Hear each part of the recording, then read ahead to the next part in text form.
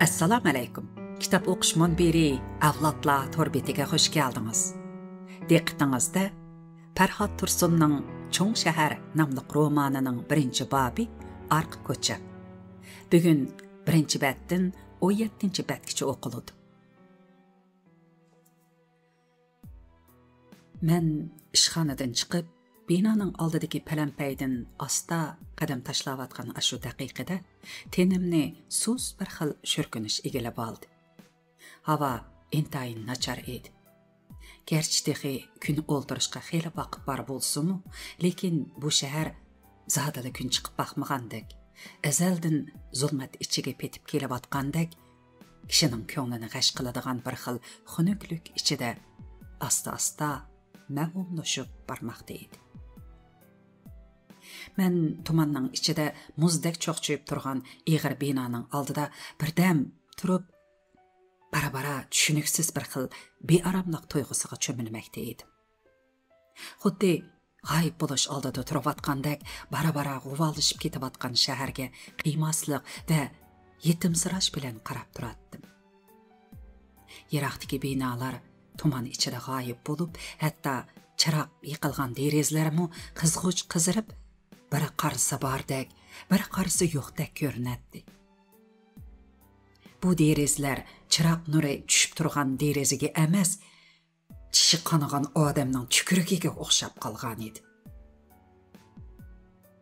Atrofimdagi hamma narsa g'ayib bo'lib, birdinla cheksiz muallaqda qoladigandek bir xil vahimalik tuyg'u meni asir qilmoqda edi.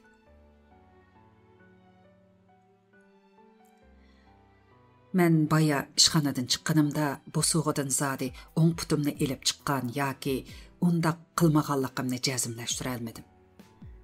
Bir haza keynimga qaytib, ishxonaning eshigidan qaytadan qadam ilib chiqmasam bo'lmaydigandek his qilib, bir necha rat o'rnimda to'xtab qoldim.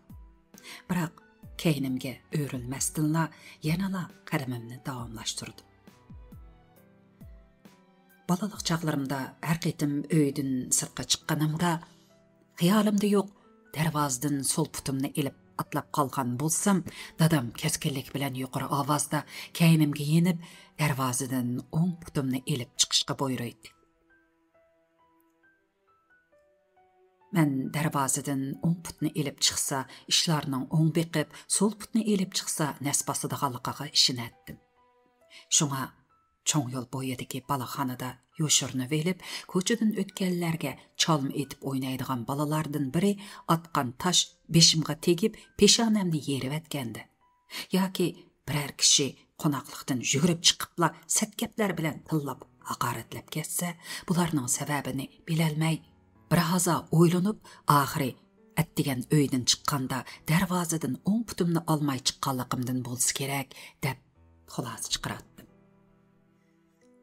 Sirtqa chiqsamla, qandaqdir biror falokatning kutib turganini his qilishdan saqlanolmaydim. Shunga odatda har qandaq bir eshikning bo'sug'isidan o'ng putim bilan atlab o'tmasam o'tolmaydim. Shundaqdimi, zodi o'ng putimni oldimmi, olmadimmi degan gumon meni yanada besaramjon qiladi. Eshikning bo'sug'isidan emas, hatto yezining yo'lidagi uzun teraklarning soyisi yoki etizning qirlaridanmi o'ng putim bilan atlab ko'nib qolgan edi. Ba'zida algan qadamim tez bo'lib ketib, o'ng putim to'g'ri kelmay qolsa, keynimga chekinib etib, andin o'ng putimni to'g'ri keladigan qilib, mo'ljarlab qayta mang'atdim. Shunga ishxonadan chiqqanimda bo'sug'idan zodi o'ng putimni ilib chiqqanligim aniq. Lekin buni biror narsa bilan dalillab o'zimni ishondirmasam, yanada xotirjam bo'la olmayman. Men doim shuncha aniq tursimu, lekin dalillashning qiyinligi paydo qilgan tashvish ichida xuddi bu shahardagi tumanda laylab yurgandekla laylab yurayman. Tuman bara-bara qilillashga boshladi. Men tuman ichidagi kishilarning gavdalariga diqqat bilan qaraydim. Faqat 1-2 metr yiroqlikdagi oq kiyim kiygan kishilarla xuddi choy qilib turgan yundi ichida ko'ringan shu'lalardek g'ilpal paydo bo'lib yana yo'qab ketadi.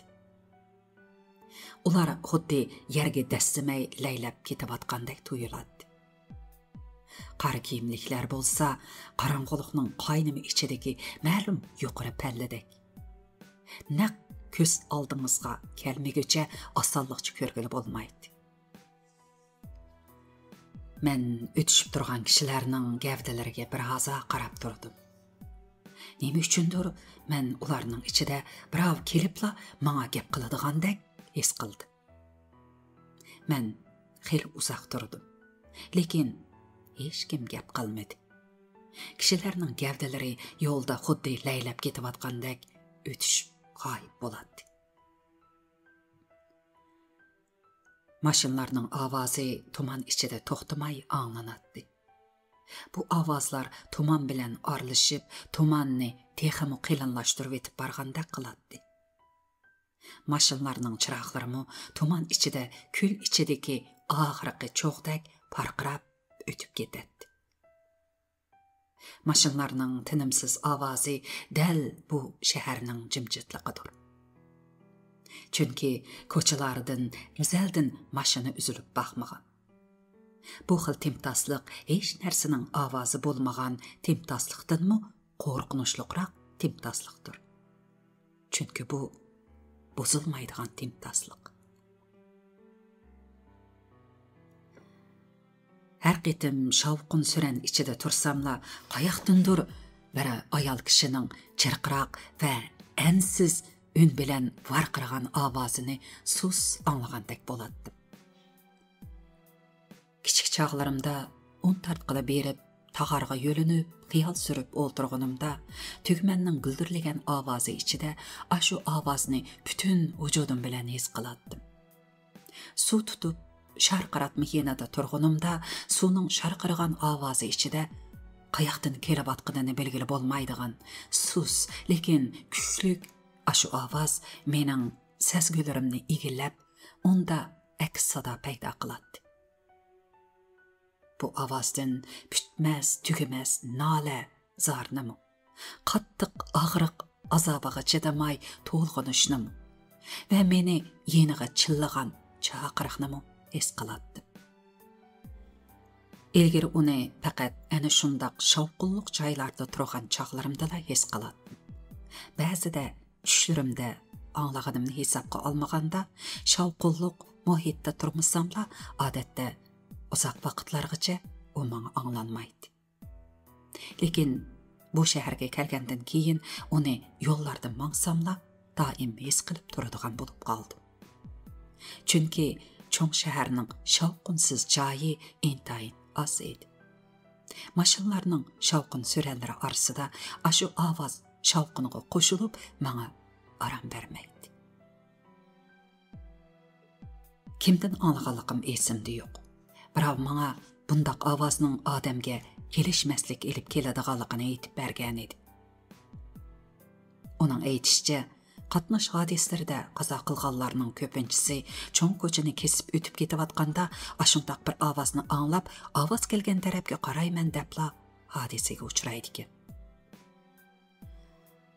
Ularning aytishicha, ashu ovoz ko'chadagi sonsiz ovozlarning qalaymaqan qaynimi ichidagi ba'zi ovozlarning birdinla tasaddubi berikishi tufaylidan shakllanib qolgan ovoz yoki ba'zi tovushlarning o'xshashib ketishidan paydo bo'lgan xiyoliy tuyg'u emas, balki o'limning chaqirgan ovozi ekan. Lekin mening hodisaga uchrashim notayin. Chunki men ovoz kelgan tarafga qaramayman. Chunki bu shaharda meni hech kim chaqirmaydi. Men hech kimni tonimayman. Bir mashinaning orqasidagi nomer tuman ichida zohir bo'lib yana yo'qoldi.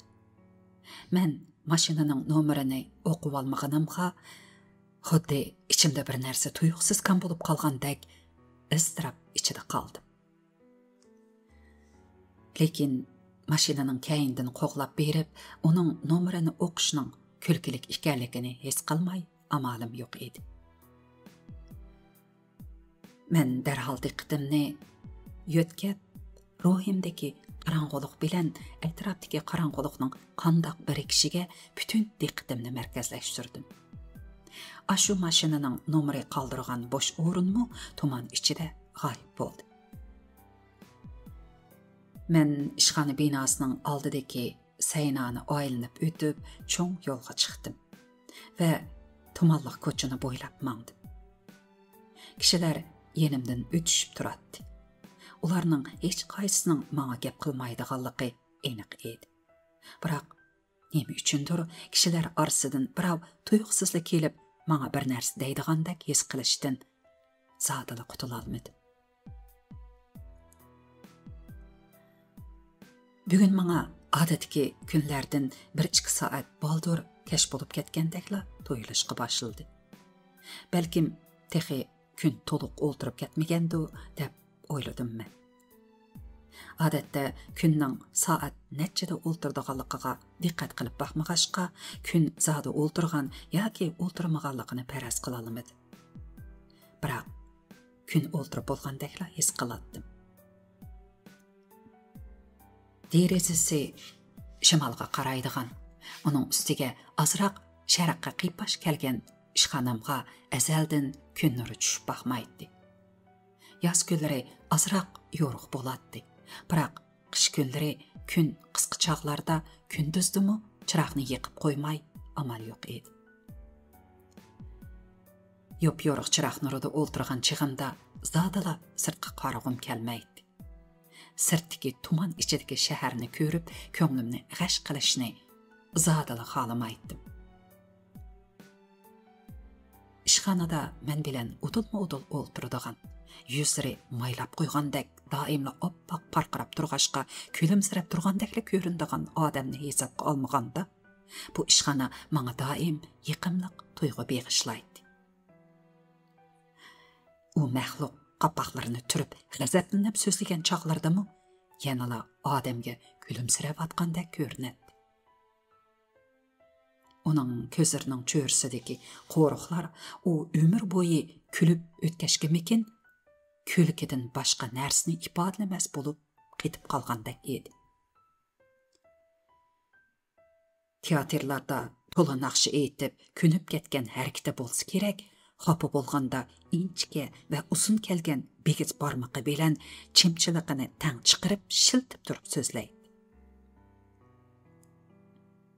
Bundaq chaqda u xuddi oyal rolida Beijing teatri o'ynab berayotgandek to'yilib ketadi. Ishxona ichini yo'ritib turgan chiroqning nuri faqat uning yuziga tushib turgandek, uning peshonlari odamning ko'nglini elishtirgandek parqiraydi. Boshqa ikki xizmatdashimni uzoq mezgilgacha bir-biridan farqlantira olmay yurdim.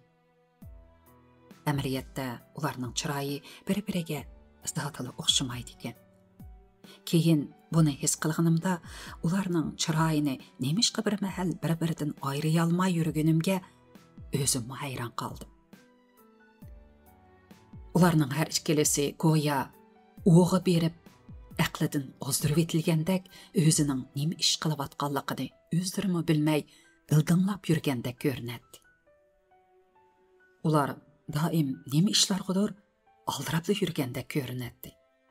Biroq ularning chiroyidagi xunuklik ularni aldirash harakat qilayotgandek emas, aksicha suv yuzida laylab yurgan jasaddek ham ishg'an, ham o'zgarib ketgan holatni ko'rsatadi.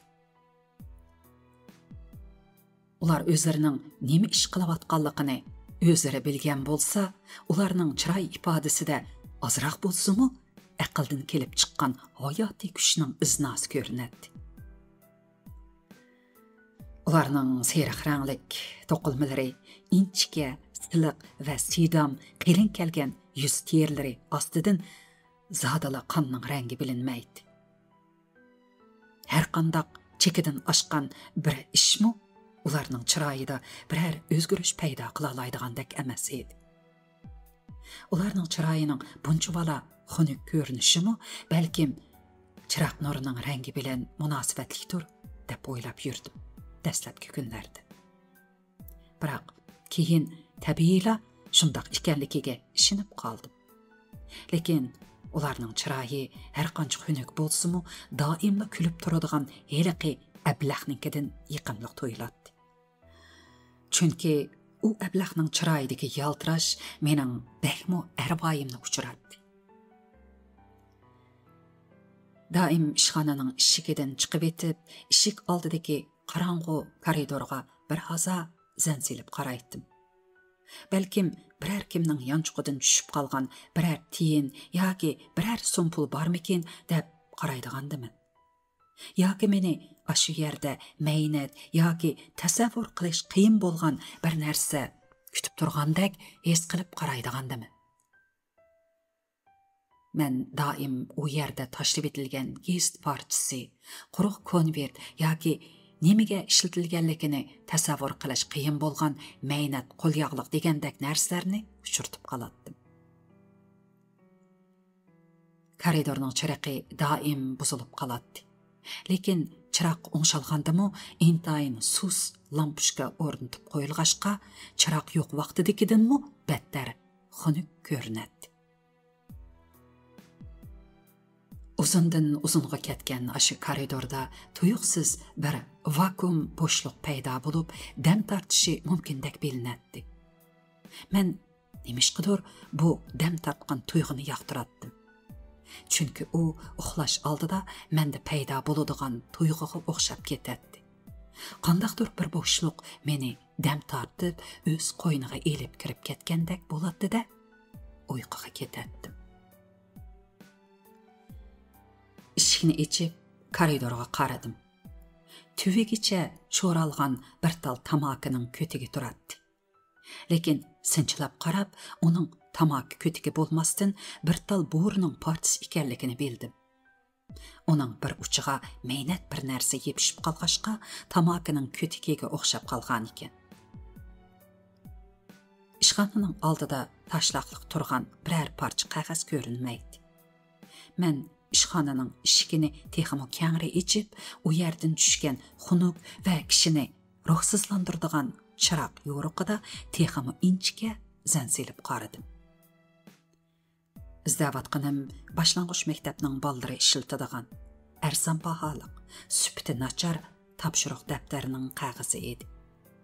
Men bunda qog'ozni bir necha qitim uchratgan edim. Dastlab unda qog'ozga zodila erangshimigan edim. Chunki u qog'oz mushu shaharning hamma yerida topqili bo'ladigan, yo'l bo'yidagi binolarning to'vilarida, reshatkalarning qitlashlarida, uchib yurgan shamollarda davomli uchrab turadigan qog'ozlardan farqsiz qog'oz edi. Kimlarningdir ishga sir yezilgan, kimlarningdir salohiyat xotirlangan, ig'iri tömür sanduq yoki mahkam quluplangan jovanlarning ichidagi qog'oz emas edi. Shunga u qog'ozlarga nazar solmay o'tib ketgan edi. Lekin atdigan ishxonaga kirib ketib etib, birdanla shu qog'ozga nazar selib tashladi. Qog'oz eshikning tubida turadi. Mening dasishim bilan echinishliq bir ovoz chiqargandek qildi-da, engishib qaradim. Qog'oz ustiga qator sonlar yozilgan edi. Menga ishini ichib bergan buvay qarab turganligi uchun u sonlarning zodi nima sonlar ekanligini bilishga tirishishdan to'limi tas o'zimni qochirib, eshikni yeb kirib ketdim. O'zimning ahmoqonalik qilib birdanla keynimga yenib, ashu dasalgan va purlangan maynat qog'ozni ilib, uning ustidagi oyoq izlarini olqinim bilan surtib etib, bir-birlab qarab chiqishimdan ansirab, o'zimni tezlikda ishxonaning ichiga otdim va eshikni yepib etdim. Har kuni menga ishini ichib beradigan buvayning paypaslab mangan oyoq tovushi jiroqlab ketdi. Lekin men eshik oldiga chiqmadim. Shira ustini surkicha shirani surtgan siri maynatlashib atqandek his qilib atqanimda, buningdagi pul surtkish chilab qo'yilgan chilakdan kelib atgan suvning purqi chaplashib ketgan uchaylarim va ашқазанларымның астығыча сыңып кіріп, пұтларымны мағдырсызландырып атқанда, есі адым пәкәт ішік алдыдеки ашу қағаздалы қалды. Мен у қағазны қолымға еліп, қарап бақмаслық қарарыға келген еді. Лекен ақыры yanılı məğlub boldum. Çünki qağazdaki sanlar көз алдымда toxtumay uçub, tinimsiz xilma-xil şəkil və tərtiblərə kirib, mening sanni ko'rsam turalmaydigan mijazimni bar kuchi bilan g'adaqlamaqda edi. Xizmatdoshlarim bir-birlab kelishga boshildi. Ular har qitim ishni ichib, yana epivatganda ixtiyorsiz ularning oyoq ostidagi ashu qog'ozga ko'zim tushadi.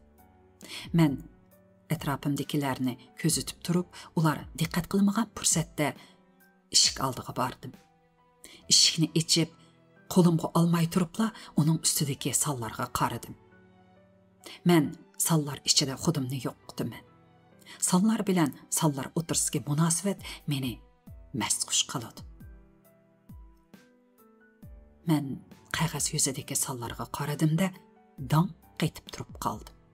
Çünkü қағаз yüzedeki қиырындаш білән езілған 1, 6, 9 деген 3 санға көзім түшті. Bu менің бой егізлікім еді. Мана bu сан менің қаддымны қаршылықсыз пүкләп yerге еңіштірді.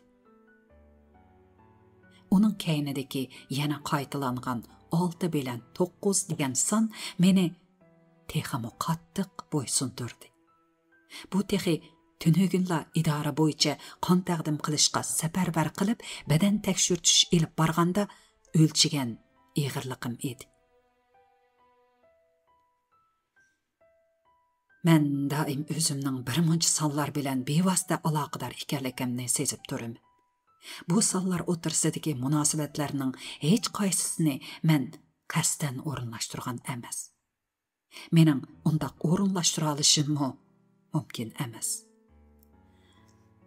Masalan, men 69-yili tug'ilgan.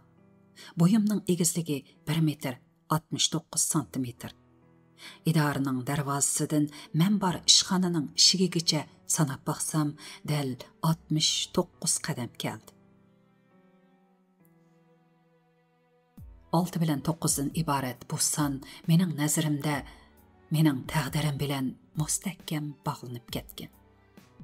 Uning ustiga bu son dum qilsimi o'xshashla 69 deb o'qiladi. Shunga u menga nurg'un narsalardan bishorat berdi. Uning kaynidagi 2 bilan 1 dal mening yeshim. Qog'ozni ittik qo'limga ilib, ishxonadagi xizmatdoshlarimga qaradim. Ularning hech qaysisi menga qaramagan edi. Men g'oyat zo'r bu shaharning tuman ichida hamma narsa laylab turganda ko'rindigan ko'chalarda ketayotganimda o'z tenimnila bu yerdagi birdan-bir ig'ir narsadek. Ma'lum bir joydan yana bir joyga qarab mangmasdan nalargadir cho'kib ketayotgandek his qilatdim. Ig'ir badanimga mashinlarning ovozi singib kirib, uni so'rab mengishimga ta'sir qilmoqda edi. Beshining peshona tarafi mubolag'a qilingandekli cho'ng, lekin engak tarafi noiti kichik bir tuyuqsizla yan tarafda go'yo birdinla quyuqlashib ketgan tuman yana qandoqdir tuman ichidagi ko'rgili bo'lmaydigan bir gaz jismlar bilan birlashib o'ydirib chiqqandekla paydo bo'lib qoldi. Olchalikni chanab Eskertish.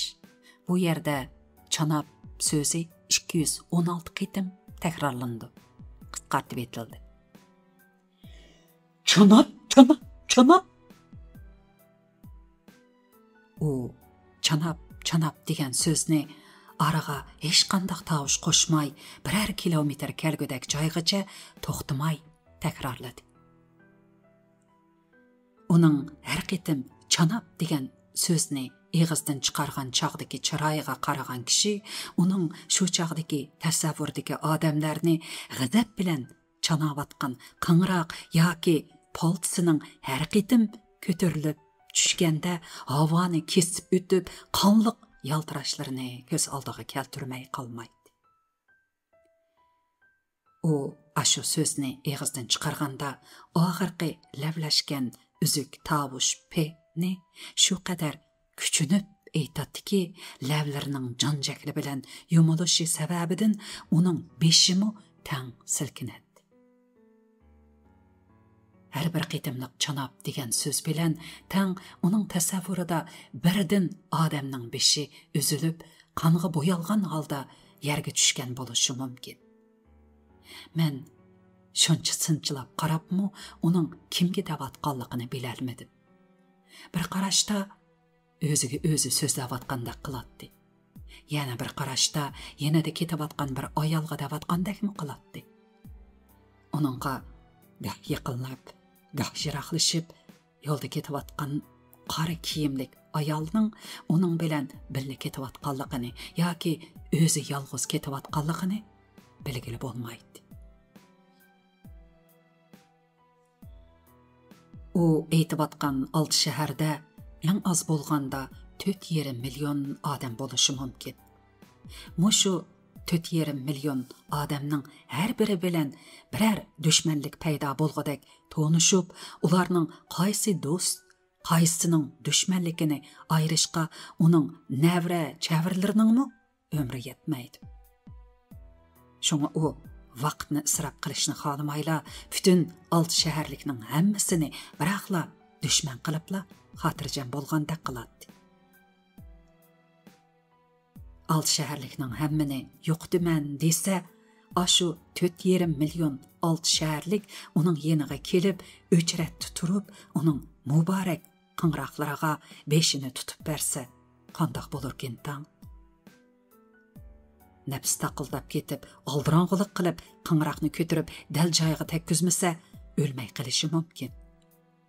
Shunga dal joyiga chanlab ursa, bo'yin so'ngaklari orasida qing'roq qisilib qilib, tartishga ketgan vaqtni hisoblab, har bir odamni chanashqa o'tir hisob bilan 1 minut ketadi deb faraz qilsak, 4,5 million qitim chanash uchun 75 ming soat ketadi. U har kuni jafoga chidab, qattiq berilib ishlasimi, umrini texmi ko'p odam chanog'idak uzun umr va kuchga ega qilish uchun 3 vaqt tamoq yemisi bo'lmaydi. Orliqda qo'li tilib ketganda tenini asrab birdan aram ilib olmasi bo'lmaydi. Kashda uxlamasa texmi bo'lmaydi. Chunki uyqusizlikdan umri qisqarib ketsa, 6 shaharlikni kim chanaydi? Onunğa ketadigan vaqtlarni chiqarib etib, qing'roqning odam teniga urilgan sap vaqtini kunda 8 soat deb faraz qilsaqmi, 9375 kun ketadi. Buni yilga sundirsak, 25 yil 8 oy 4 kun bo'ladi. Lekin butun vujudini g'azab chirimib olgan bu odamning 25 yil 8 oy 4 kun yashay oladiganligiga zotida ko'zim yetmaydi. Uning g'azabining o'z vujudini xuddi ojiz challadan o'tgan bo'rondek yalab, upurtib, qurtdek yeb, muttalang qilayotganligini uning chiroyidan ko'rib olish tas emas. Uning ustiga odamlarning o'ttirchi yeshi tovanlab ketyapti. Ilgari men kichik chog'larda 100 yoshdan oshgan bovay momaylarni qadamda bir uchratqila bo'ladi. Hozir bütün bir yezidanmi topqila bo'lmaydi. Ba'zilar buni ximiyaviy o'g'it bilan ishlab chiqargan ziroatlardan ko'ryapti. Meningcha, kishilarning uzun umr ko'rish nisbatidan tövallab ketishi ruhiy besim bilan munosabatli bo'lsa kerak. Bo'libmi zamonaviy madaniyat tarafidan besiqib qolgan bir-birini o'ldirish havisining qonmasligi keltirib chiqargan diqqatchilik va histeriya bilan cho'qim munosabatli. Shaharga va zamonaviy madaniyatga bo'lgan dushmanlik pozitsiyasimi dal mushu sababdan bo'lishi mumkin. Mən aşı tuman içide peşane tərəpi barğan seri işşip, çoğuyup, iňek tərəpi kiçiklep, yoqulup ketibatqandek görüngen adamni zadala tonamayman. Birdemden keyinla onu körgenlikimni unutup ketişim mumkin. İkinci qitim uçraşsımı to'nayolmaydiganligim aniq. Balkim onun bilen bütün ömrümde tonuşmay ötüp ketişim mumkin. Lekin onun bilen zadala tonuşmay turup menmi onun aşu çanaş obyektinin birisi edim. Men töt koça doqmuşida birdem to'xtab, her bir koça eğiziga qarab çıktım. Oң tarafdaki koça eğizi tuman içide çırayı öngen, lekin beg'am qiyofatga kirib olgan holda qarab turadi. Sol tarafdaki koça eğizini ko'rgili bo'lmaydi. Faqat mashinlarning burilayotgan yo'nalishiga qarabla u yerda bir ko'chaning og'zini yoshurun ichib, nimalarnidir yalmab yutib-atganligini his qilg'ili bo'ladi. Töt koça eğizida qaysi tarafga menish haqida o'ylashib birdam turib qoldi. Men koça ismi, yo'l bo'yidagi qatnash belgisi, viviskalar, hatto e'lon taxtalaridan tortib, bir-birlab qarab chiqib, ularning ichidan bir sonni, nimalardan bishorat berganligi aniq bo'lib bo'lgan bir qator sonlarning keynidagi sonlarni izlab o'tadi. Qasdan ashu yo'l bo'yidagi xat bor narsalarni yoshirmoqchi bo'lgandek, tumanning eng quyuq qaynamlari, eng qarang'u joylari ashu qatnash belgisi, viviskalar va e'lon taxtalarini o'rib olgan edi. Birdam qarab turgandan keyin go'yo yiroq va g'uva bir ayolning qilin deraza pardasi keynidagi tenidek ko'rinib turganligini his qildi. Yaqin berib qarab beqish kerak edi. Bu sonlar ichida bir son dal men izdegan son edi. Lekin daqiqa o'tmayla men u sonni yo'qotib qo'ydim. Chunki sol put bilan atlab o'tmaslik uchun asfalt yo'lning yuzidagi g'uva ko'rinib turgan siziqqa qaragan edim. Men cho'ng yo'ldala emas, qo'rulardagi semotning yeriqlarig'imi o'ng putimni to'g'ri keltirib atlab mang'atdim. Beshimni ko'tarib qarab, heliqi sonni topolmadim. Shuning bilan farazim bo'yicha bir yo'nalishga qarab mangdim.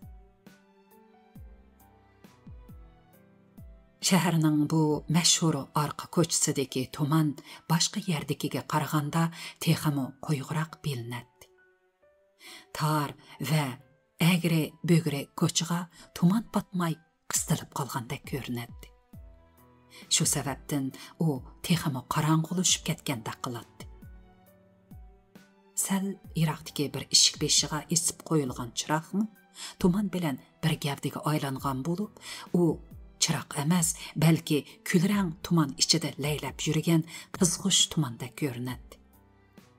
Markaziy qismi xuddi odat ko'rib qolgan ayolning ehtiyotsizlikdan kiyimi sirtidan bilinib qolgan qizillikdek sus bo'lib, markazdan yiroqlashgan sari suslab yoki qariyib g'oyib bo'lgan edi.